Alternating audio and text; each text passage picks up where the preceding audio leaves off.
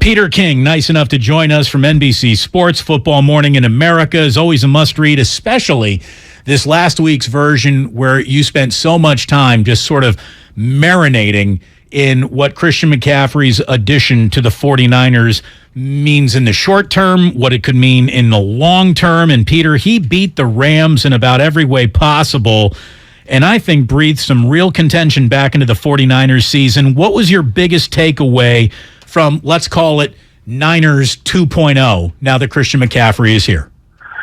You know, my biggest takeaway was that if you think about it, think about how the pass play from Christian McCaffrey for a touchdown to Brandon Ayuk, think about how that came to be. You know, basically, after practice on Thursday, Kyle Shanahan asked his coaches, hey, anybody know if McCaffrey can throw the ball?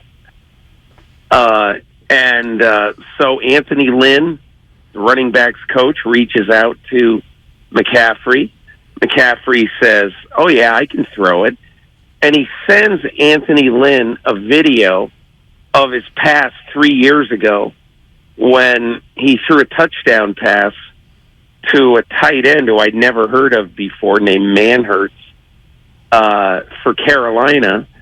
And, the coaches look at it, Shanahan looks at it, and essentially Kyle Shanahan now can basically, draw up some fun plays that maybe he would not have thought to draw up before. Well, that was I'm sorry, Peter, my next question for you is simply, do you think we're now going to get to chapter 2 of the Kyle Shanahan playbook? That's what I mean. Like, Kyle Shanahan now, I think, it isn't that other players, can't throw a pass. You know what I mean? There's probably a lot of running backs in the NFL who can throw a 20-yard spiral. Okay? That isn't it.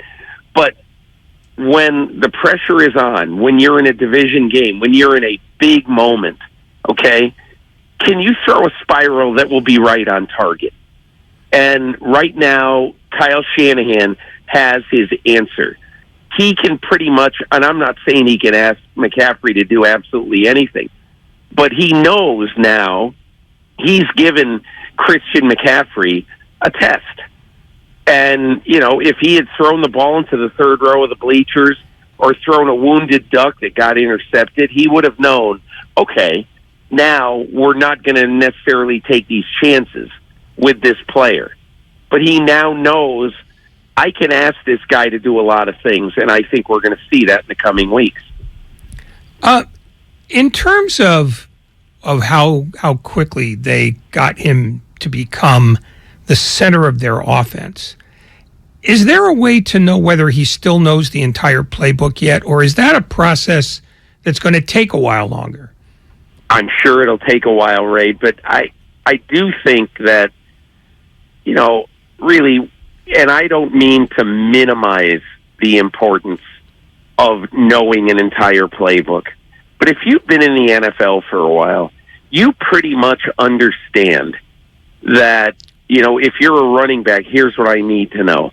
I need to know the protections. I need to know what I'm going to be required to do in blitz pickup. And look, Christian McCaffrey is going to spend a lot of time in the next 7 or 8 days. He's going to spend a lot of time with some lesson plans that I'm sure Kyle Shanahan and Anthony Lynn have given him to learn over this time. And so I don't think there's going to be any limit once they come back from the bye to what he's going to be asked to do. Peter King with us on Damon and Ratto. And, we always talk about hitters, right? And we'll say that guy's a professional hitter.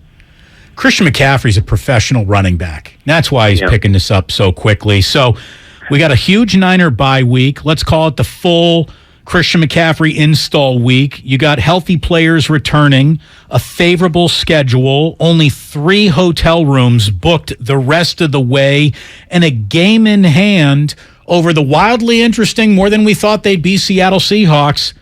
But with all that, Peter, does that sound like an NFC West title for the 49ers to you? I really, there. If a lot can happen. A lot can happen. A lot can happen. And if you look at the comparative schedules between the two teams, between Seattle and San Francisco, I think we would probably both agree that Seattle, to me, has a little bit of a tougher road. And that's going to start, obviously, with the Seahawks having to go to Munich and play Tampa Bay. And that's going to be a weird game for them.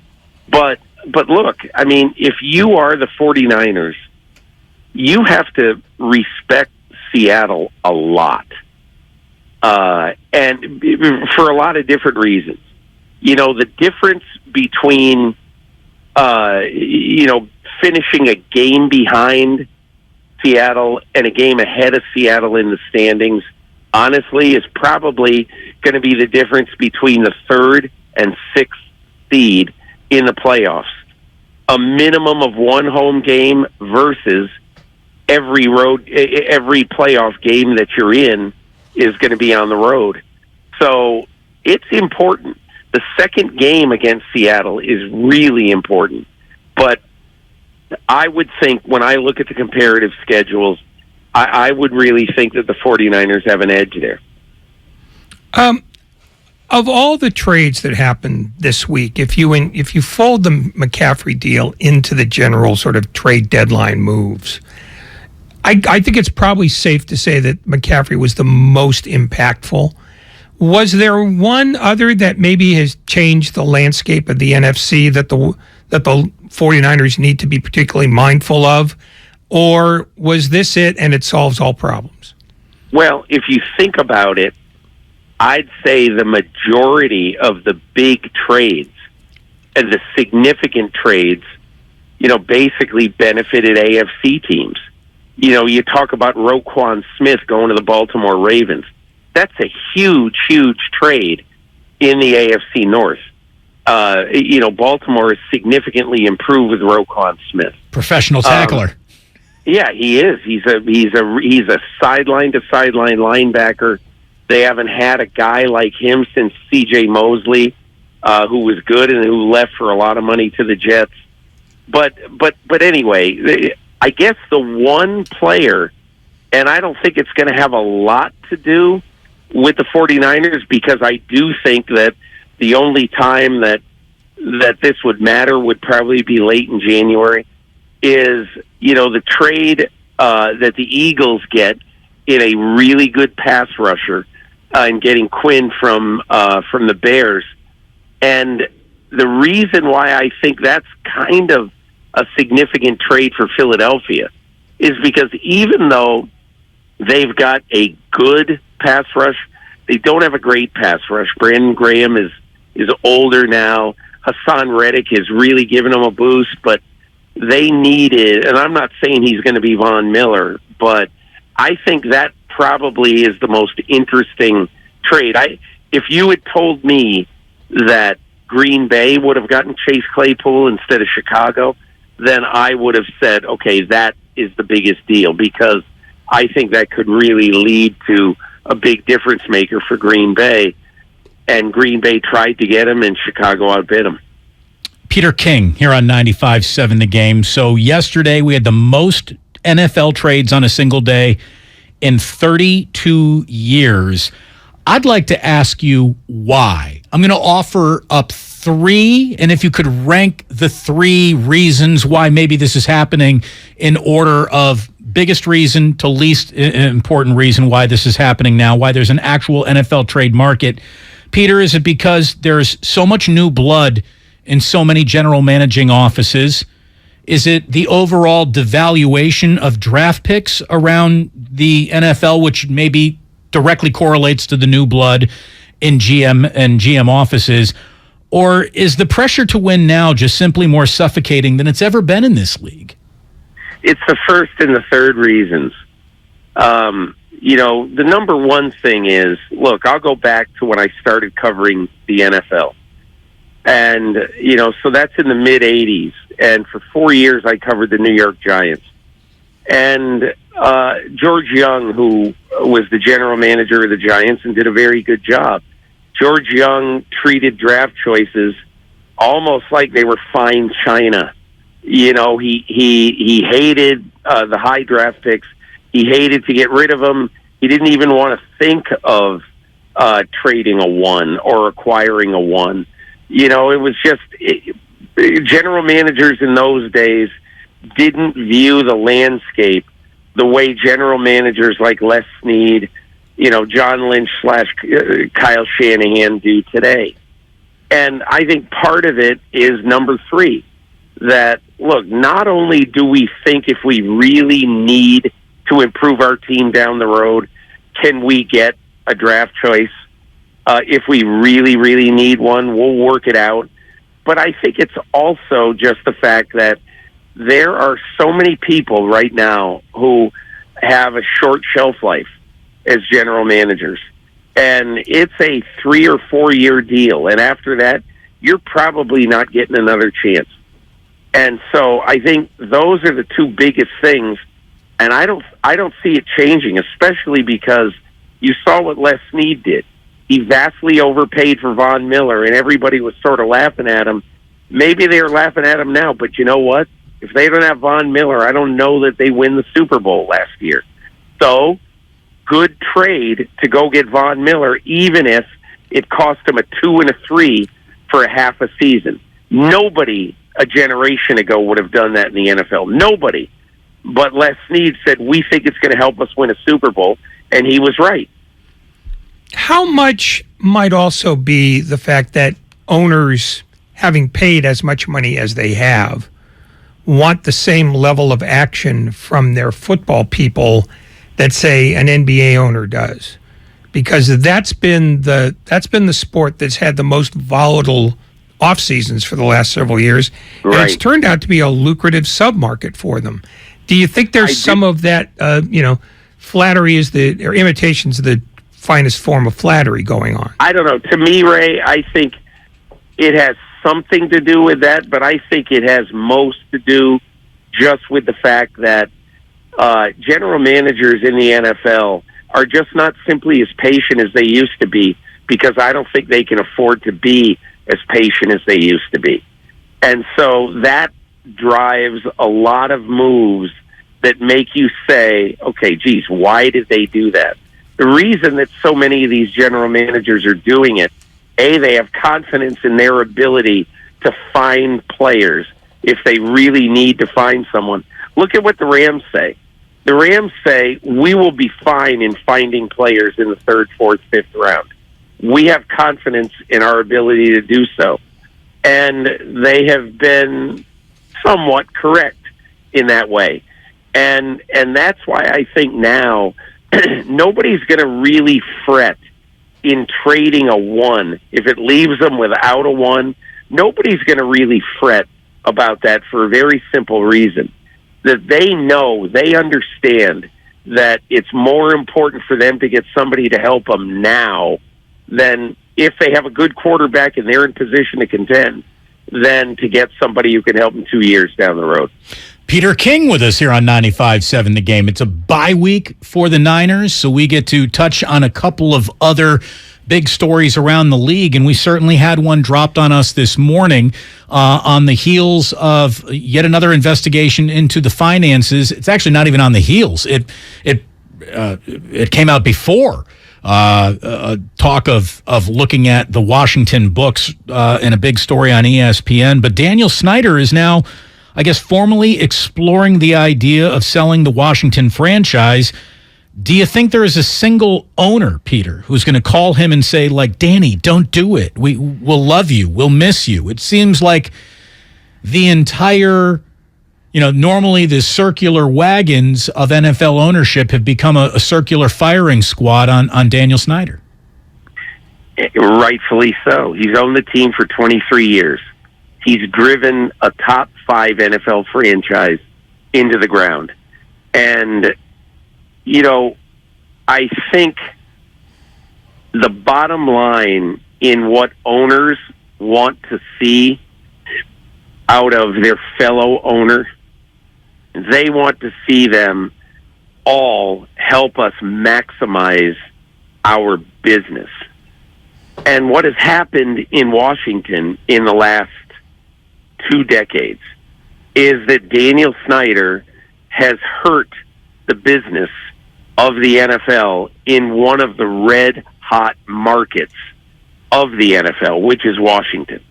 And I don't know, I may have told you this, but, I mean, when I used to cover Washington, I covered the Giants for 4 years in the 80s, and I would go to RFK Stadium, and every time there was a big play in a game, every time, stadium would shake, the press box would rattle. And you just almost got the feeling that every time you went to one of those games, you didn't know what was going to happen. You just knew it was really, really important. And now, it's like going to see the Toledo Mud Hens. And, you know, if you go to a Philadelphia or Dallas game there, you're going to be overrun by Philadelphia and Dallas fans because everybody's given up on this team. So when it isn't only because of the lawsuits and the sexual harassment charges and the government investigation and the NFL investigation. That's bad for business ultimately because it's bad. The image is terrible. The optics are terrible. But the bottom line in this is NFL owners are concerned about the bottom line. Daniel Snyder has basically bludgeoned a great franchise for the bottom line for the rest of the league. And so that's the biggest reason why I believe they all want him out. I've been a little surprised that there hasn't been more made within NFL circles of the fact that Snyder is also accused of shorting visiting teams when they come to Washington. I mean, that's essentially stealing from your fellow owners. But I haven't seen a commensurate amount of outrage in the outside about that. Are the owners as angry about that as they are about anything else? I don't think so, because I don't sense, Ray, that there are a lot of owners who believe that actually happened. At least their attitude is, show me. You know, if we find there's some real evidence, I think they're going to be upset. But I don't think they've seen the real evidence yet. And everything I've heard about this is that there isn't enough evidence to prove that Snyder or anybody connected with the franchise actually did this. Now, that could change. Obviously, that could change. But I think if it is found out that he did that, I think there will be a lot of angry owners. And that could also contribute, if indeed there is anything there, that could contribute to why Snyder made the statement today that they have engaged Bank of America to help them find some buyers. Whether, what we don't know yet is whether he wants to sell everything or just part of it. The only reason that I think it is everything is very, very simple. You tell me if there's somebody, you think there's somebody out there who wants to buy 20% of this franchise for $1 billion or $800 million. First of all, who wants to go in business with Daniel Snyder? Second of all, who wants to be a minority partner with Daniel Snyder? I don't think who wants to, how many people got $1 billion to throw around? I just think that what's happening right now is that Snyder is paving the way to sell this team lock, stock, and barrel. How easy, in your view, would it be to essentially sell what is, and I'm just going to be conservative here, say a team that would fetch upwards of $5 billion, and then on top of that have to throw in another $2.5 to $3 billion on the new stadium that Washington can't seem to get under Snyder? Well, here's the issue about that, okay? one of the reasons that it's been really, really difficult for this franchise and Daniel Snyder to get a lot of juice out in the business community to help him sell or to help him buy a new stadium, to find ground, all that stuff, is because nobody wants to do business with Daniel Snyder. Nobody trusts Daniel Snyder. Nobody thinks he's a good guy to go into business with. Let's just say, for the sake of argument, the guy who I think is the dream owner for this franchise, for all of the owners in the NFL, the dream owner, Jeff Bezos. Let's say that Jeff Bezos is interested, and he walks into Alexandria, Virginia, and he says, hey, I'm here. I want to build a stadium in your town. They'll be lining up to help him build a stadium there. But does anybody really trust Daniel Snyder after what they've seen in the last 23 years? Peter, when you were a Cub reporter in Cincinnati, roaming the bowels of Riverfront Stadium, did that correspond with Marge Schott, since we are talking about terrible owners? The first when I left Cincinnati in 1985, I went to work for Newsday, a paper in New York, where I worked for 4 years before going to Sports Illustrated. My first story for Newsday was a long story on Marge Schott. She was in the crosshairs of the NFL. And she gave me a ride in her car one time. We were going to do an interview, and I was sitting in her car, in the back seat of her car, and I picked up, there was a check on the back seat, quite literally. There was a check for $700,000 on the back seat of her car, and I handed it to her, and I said, Mrs. Schott, I found this. And she goes, oh, Jesus. And she, so that was who Marge Schott was.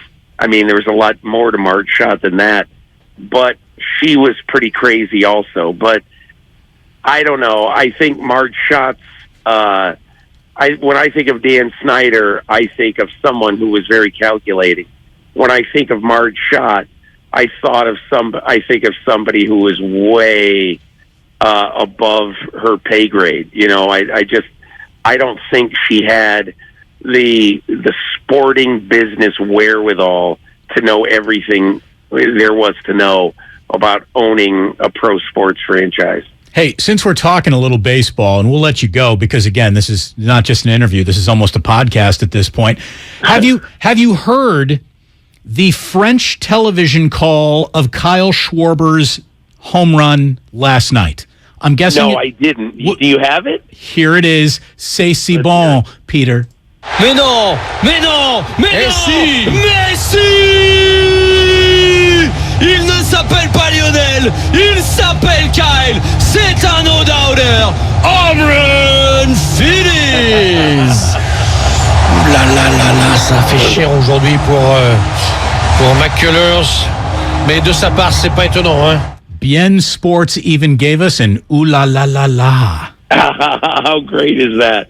That is really, really good. Fantastic. Hey, I'll be in the stands tomorrow night, so maybe I'll get to go. I'll do an ooh la la tomorrow at the World Series. Thank you so much for joining us. Have a great time at the ballpark tomorrow night. I know how much of a big baseball fan you are. I hope you watch it all happen. It could happen. It'll be fun, whatever happens. Hey, thanks, guys. Thank you so much. Peter King here on 95.7 The Game. Là là là là, ça fait cher aujourd'hui pour...